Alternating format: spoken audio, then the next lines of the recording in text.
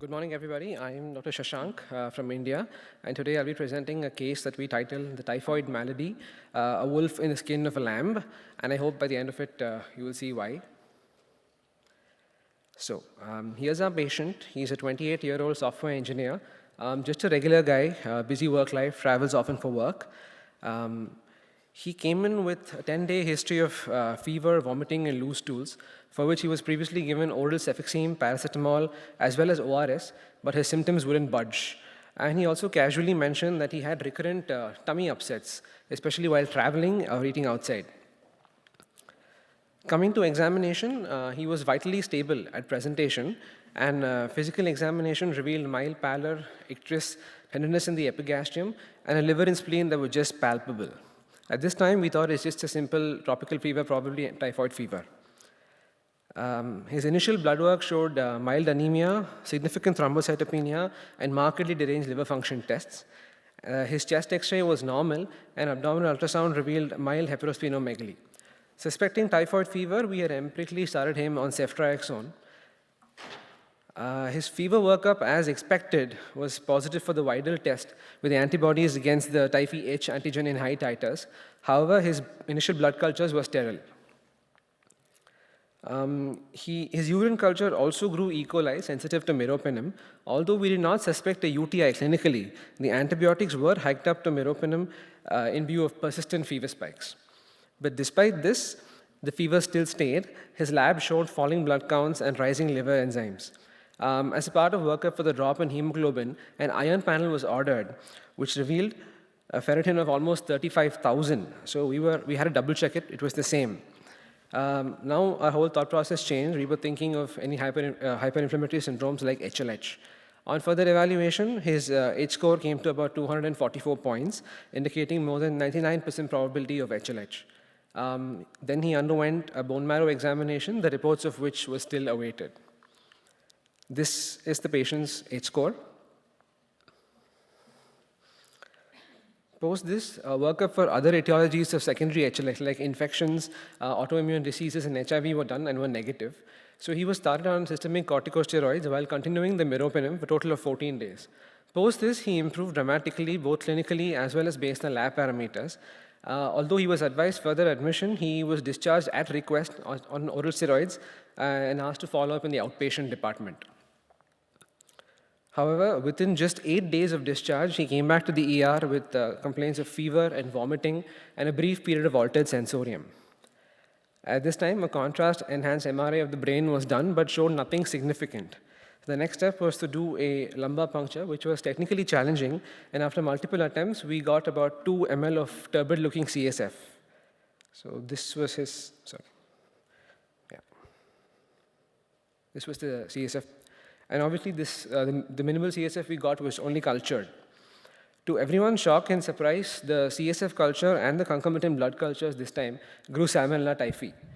So typhoid meningitis is something we never expected. And we hit him hard with a high dose of ceftriaxone, oral azithromycin, while continuing the steroids. But something was amiss. Why was this patient, previously apparently healthy, had persistent, complicated typhoid fevers? We were suspecting something a lot more primitive underlying, and hence we sent a clinical exome sequencing. So then by now we had got his bone marrow reports, which were consistent with HLH, and the clinical exome sequencing showed a mutation in the SH3KBP1 gene on the X chromosome, which is implicated in causing a primary immunodeficiency syndrome. All this put together, we hypothesized a diagnosis of primary HLH triggered by complicated typhoid fever due to the underlying primary immunodeficiency. And post this, he was started on the HLH-94 protocol while continuing the antibiotics. Following this, there was a dramatic improvement. The fevers completely subsided, laboratory parameters normalized, and the repeat culture showed no growth.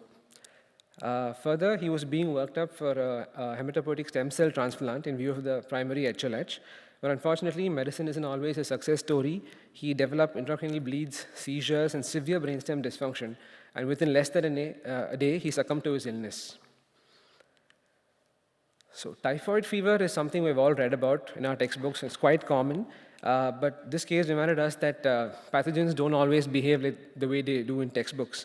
Complications like hepatitis, intestinal perforation, and even pneumonitis and myocarditis are things we expected, but none of us expected to see a patient with typhoid meningitis, which is reported rarely in infants, and HLH. HLH, as we know, is a disorder of severe immune dysregulation that can be secondary to infections or primary. And it is a dangerous masquerader. It can mimic sepsis, hepatitis, and even autoimmune conditions. But the window of opportunity to diagnose and manage HLH is very narrow, and if it's missed, can consume the patient. This patient had a mutation in the SH3-KBP1 gene on the X chromosome, which after a quick literature review, we found that was implicated in causing immunodeficiency 61. This condition is characterized by normal levels of circulating B and T cells, but defective antibody production. This would explain the recurrent GI infections, his persistent and complicated typhoid fever, as well as the HLH. In 2018, a case report described two brothers with the similar mutation. The first sibling of the proband had infections up till the age of 4, following which he recovered spontaneously and showed no further signs of compromised immunity. The second sibling had persistent infections and unfortunately succumbed to bacterial sepsis at the age of 15. So what does this case tell us? Firstly, if there are things that are unanswered, we have to keep asking questions. And diagnostic perseverance, or the refusal to stop at the obvious, for example, in this case, not just stopping at typhoid fever, is what makes a difference to the patient. Secondly, in patients who are apparently healthy and have persistent or recurrent symptoms, despite appropriate therapy, it warrants a thorough evaluation of other causes, starting from his personal, past, and medical, as well as family history. This case changed my outlook on fever slightly. It made me think that beneath every simple fever is a battle between the pathogen and the immunity, and there might be so many things going on. And if we listen closely, sometimes we might just hear the wolf howling. These are my references. Thank you for a patient hearing. Thank you very much. Now the time for comments, questions. That was fantastic. Again, congratulations. I just have a question. Yes. Did you have any siblings or family members who you're considering testing for this for the genetic mutation? So we didn't test his family members, but while working up for the stem cell transplant, we had screened his cousins for HLA matching when they did not have the mutation.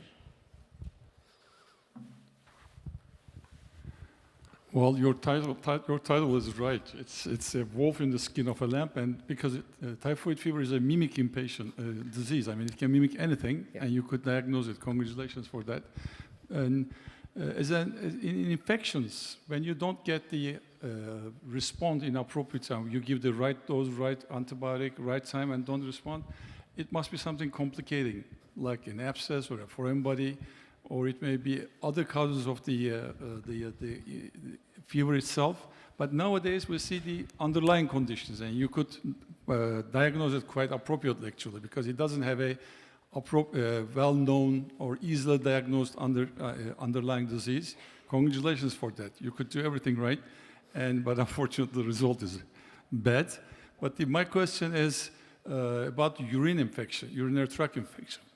That E. coli, is it community acquired or hospital acquired? And the second question, does it only sensitive to carbapenem? It looks like that because India has an important resistant problem. Is it resistant to everything else? And how do you treat them beyond carbapenem? Yeah, thank you so much for the comment, sir. And regarding your question, so his urine routine showed a few pus cells, which is why we had culture and we have the high fever spikes. It grew E. coli, but clinically we had no idea of a UTI. We're suspecting it's a hospital-acquired commensal, probably in the lab, and that is why it is probably multi-drug resistant and only was sensitive to the meropenem. Thank you. I wanted to follow the bacteria.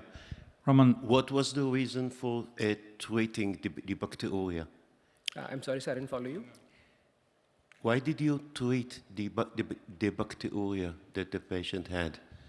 It seems to be an asymptomatic bacteria. Yeah, so we had done the urine routine as a part of his routine evaluation for all patients that we do, which revealed a pyuria of around 12 pus cells. And since he was persistently spiking fevers, we thought we'll culture the urine as well, if then it might be the source of infection, although we did not think that it would be a UTI.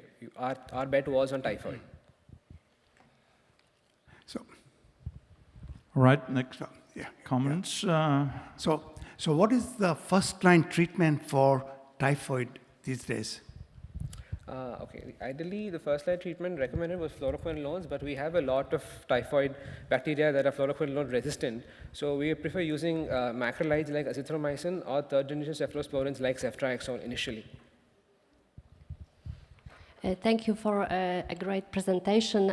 So I have a few comments.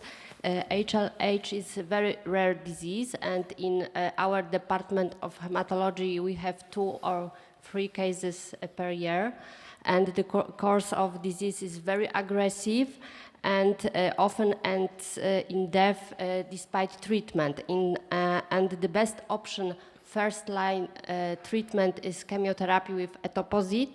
And when we receive complete remission, allogeneic stem cell transplantation, of course. Thank you. Okay, thank you. It's time to finish this presentation. Thank you very much.